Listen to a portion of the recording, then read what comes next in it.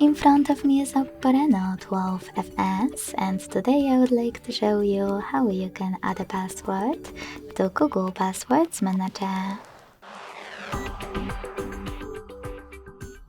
You need to begin by opening Settings and scrolling all the way down to access Google. Then tap on All Services, so service click, Autofill, Autofill with Google, and Google Password Manager.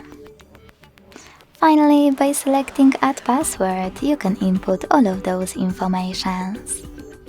At the top, you can type in any website, or click on Select App and tap on the chosen one.